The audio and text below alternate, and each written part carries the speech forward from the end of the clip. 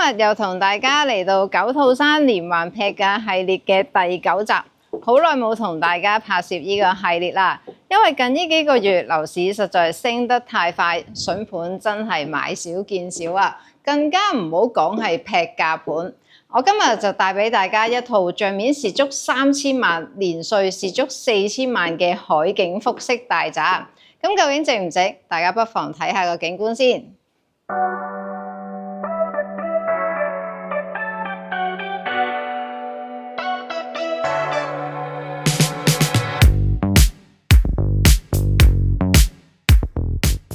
Hello， 大家好，我係 Carina。咁我今日咧就同大家嚟到 LaFeta， 就係要介紹翻呢間擁有180度海景，仲要連咗靚裝修嘅複式大宅。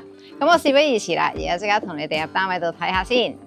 咁我哋上到單位，呢個單位咧就會有佢自己嘅獨立私家電梯大堂。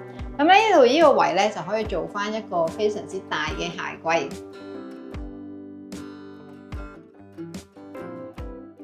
我哋入到嚟單位就會見到呢個接近600尺嘅客飯廳。咁首先同大家睇咗客廳先。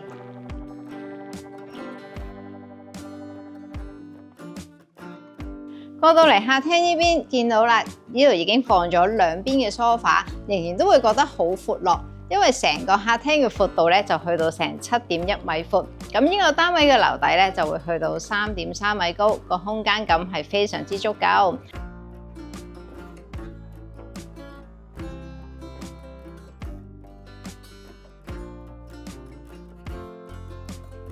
跟住再配備翻呢個落地大窗，外邊連接翻個露台，你就可以隨時隨地欣賞呢個180度咁靚嘅海景啦。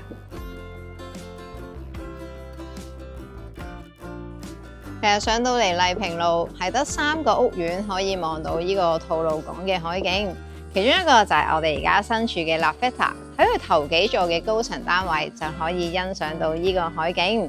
然後就係旁邊新鴻基嘅雲端，佢前排過億嘅海景大屋，同樣都可以望到呢個海景。但係大家唔知有冇發現呢？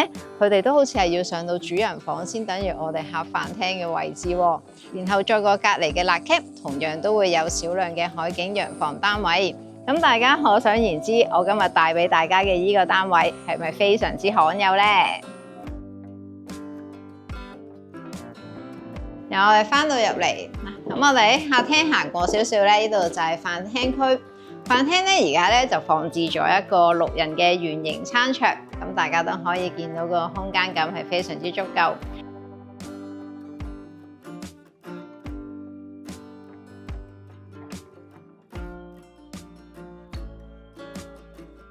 而呢個單位另一個最大嘅賣點咧，就呢度都會有一個平台嘅位置。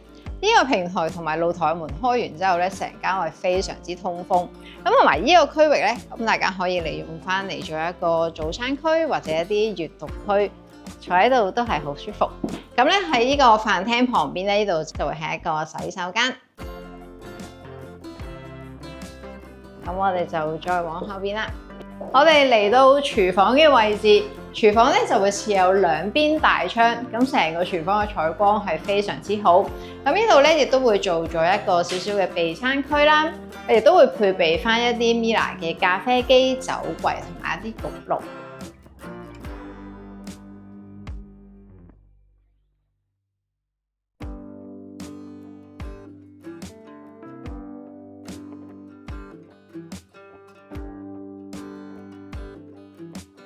咁喺廚房旁邊咧，就係工人姐姐房。咁呢度嘅工人姐姐房咧，其實都係相當之闊落嘅。本身呢度已經做咗櫃啦，下邊又做咗張床，不過而家放咗嘢就開唔到俾大家睇啦。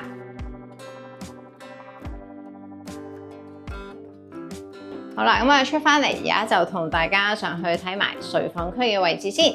上到嚟1樓，全層都會係睡房區嘅位置。咁呢個單位咧，原先係4房雙套嘅設計，咁但係而家咧就轉咗做3房3套。咁我同你哋睇咗第一間套房先。入到嚟呢間套房，大家會見到成個空間係非常之闊落，兩邊都會設有窗戶，成個房間呢個採光都係非常之好。放完一個雙人床之後，3邊落床。咁喺後邊呢度咧就可以放翻一個大衣櫃。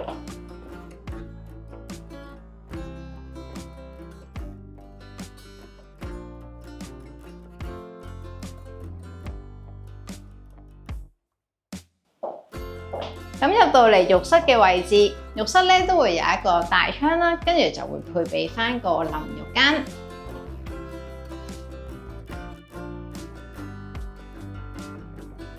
呢間屋嘅裝修咧，用上一啲好簡單嘅白色系為主，好多人都會好啱用。咁咧，再嚟到我哋呢個咧，就係另外一間套房啦。咁呢間套房咧，喺我右手邊度放完衣櫃啦，後邊放翻床。咁呢度咧都可以放翻一個書台啊，後邊放翻書架。咁見到成間房嘅空間咧，係非常之寬闊嘅。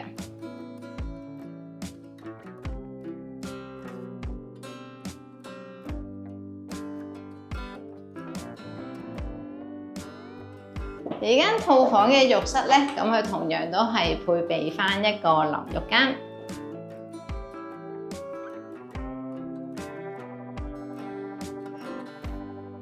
最後就同大家睇埋主人房。我哋入到主人房咧，而家喺我右手邊嘅位置，呢度咧就可以放翻啲衣櫃，做翻一個衣帽間。咁喺呢度咧，其實都會有一個少少嘅平台位。咁呢個門開翻之後，同開埋主人房個窗咧，咁啊成個主人房就可以做到一個通風對流嘅效果。成個主人房嘅空間係非常之寬闊，開積都係非常之方正。咁而家上面咧就已經做咗一啲燈槽位。而呢度咧放完一張大床之後，後邊都仲可以放到梳化。咁呢邊就可以俾女士做翻一個梳妝台嘅位置。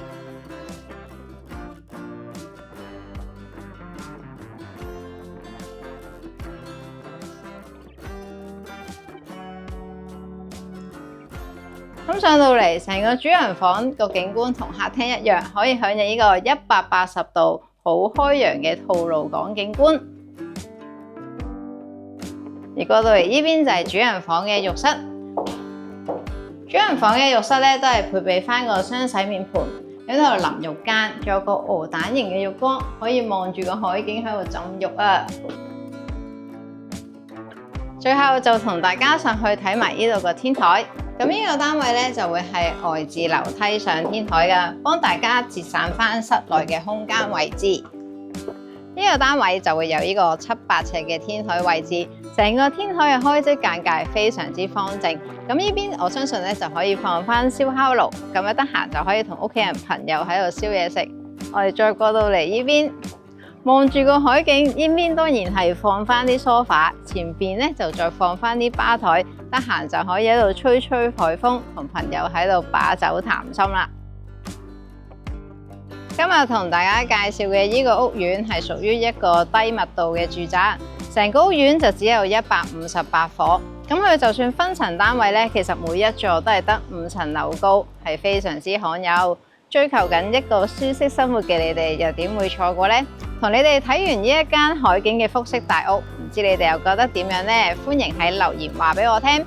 咁而家呢個單位咧，業主就係放售緊5000萬。如果想了解有關呢個單位更多資訊，歡迎隨時撳翻下邊嘅鏈接聯絡翻我。